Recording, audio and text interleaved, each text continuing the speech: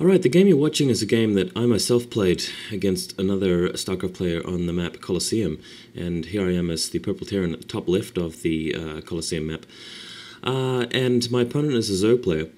So we'll see how this turns out. Really quite enjoying doing first-person VODs at the moment.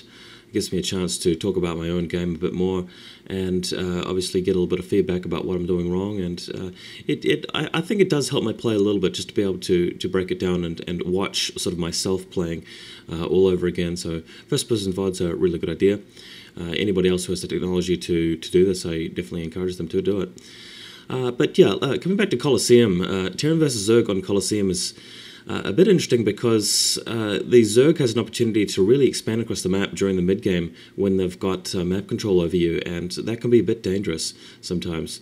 So what I'm going to try and do this particular game is go for a very special strategy, which is to build the mechanical units, Goliaths, tanks, vultures, instead of infantry, which the Marines, medics, and Fibats, of course.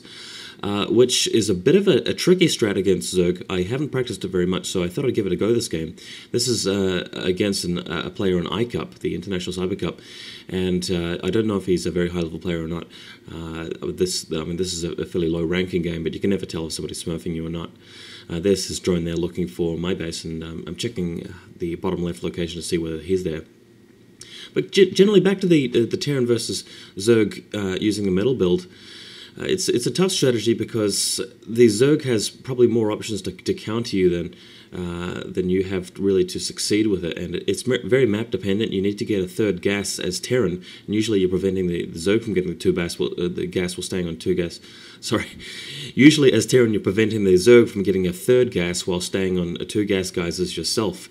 But in this situation, if you're playing using a metal style build, you really want to push out and try and max yourself with a lot of glass and tanks and getting a lot of upgrades. And it can be hard. I mean, it's a build where you cannot put as much pressure on your opponent as you normally would with infantry, and that's key. I mean, if you let the Zerg get across the map, they can have almost unlimited resources for a period of time, and that's very dangerous. So what I'm doing here is just putting down a bunker at my choke point while getting the expansion going. The reason why I didn't wall in is because this map actually allows the Zerg a player to actually go 9 pull and put a sunken colony right next to your base with the creep there, and do a rush on you, which is very hard to stop because of that neutral sunken colony on the map. Yeah, just to point out to players that don't play this map very often, that is a neutral sunken colony. It doesn't belong to my opponent. He hasn't already rushed me or anything like that.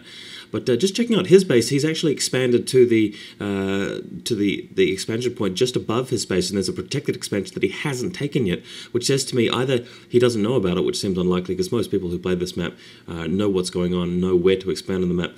But what's more likely is that he is saving that expansion for later and wants to get the forward most expansions first. That way he can put down sunken colonies and really get his protection sorted out before he actually takes the rest of his bases. And that says to me that he's going for a very economy-heavy build, which is, on one hand, it's going to give me an opportunity to get off the ground with my middle build and not going to come under any harassment for a long time.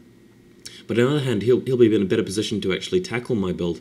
So that is a little bit worrying. If he just gets so many units that I just can't cope with him, and so many waves coming across and attacking from so many different locations and preventing me from going around the map and attacking his expansions, then that's going to be tough for me to win. So I'll do my best, but yeah, it could be tricky if he is very good at producing units. Well, so my expansion's up, heading over about 6 SCVs to transfer and actually mine evenly between the 2 bases, getting that second gas down as soon as possible. I know I'm going to need it once I start putting those factories down. Here is my first factory, just lifting off the barracks now that I've got a Marines loaded up in the bunker. Let's have a look here. Just continuously supplying SCVs, building a second factory.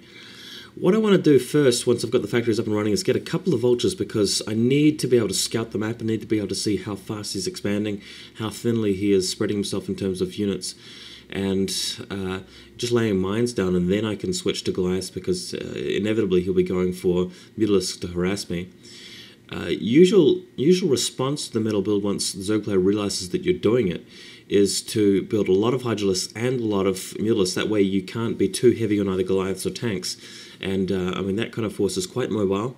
You can attack wherever, the Zerg player can attack wherever your weakest in terms of how you're spreading the tanks and Goliaths out, and you've got to be very, very camped up and not very mobile, and that allows the Zerg player to get across the map and expand. So it's a very risky build. I mean, I've seen a couple of pro gamers do this build on this map, so that's why I'm trying it out, but again, it's tough to pull off.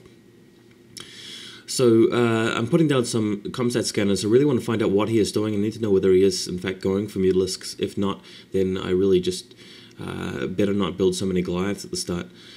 Go straight for tanks if he's going straight for Hydralisks. That's the way the cookie crumbles, really, when you're countering units. Got my engineering bay. I want to put up a few turrets because he is likely to be going for some kind of Mutalisk attack, and if not, maybe he'll try and drop my base with the Hydralisk. Don't know. Just scanning around to get some information on my enemy. He's putting sunken colonies around his base at the points where he can be attacked. Probably expecting Marines, so that's actually good news for me. He doesn't actually know that I'm doing the middle build just yet. If he did know, he wouldn't be bothering to put down creep colonies at this point in time.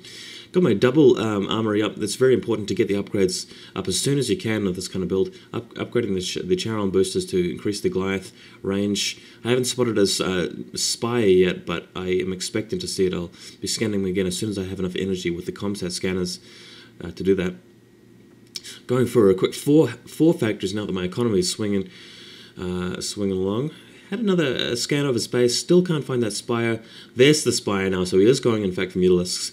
So I'll be really pumping out the Goliaths before long and getting a few missile turrets up because the Goliaths can't really be everywhere at once. So I want to have a few turrets around the base just to prevent the Mutalisks from getting a few kills here and there while my Goliaths run around the base to deal with them.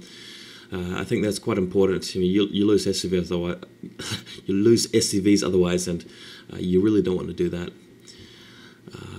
So the plan initially after fending off the Mutalisks will be to push out to a third base and just really get a massive number of units before pushing out, because with this style of build, it's hard to put the pressure on the opponent when you haven't maxed your army.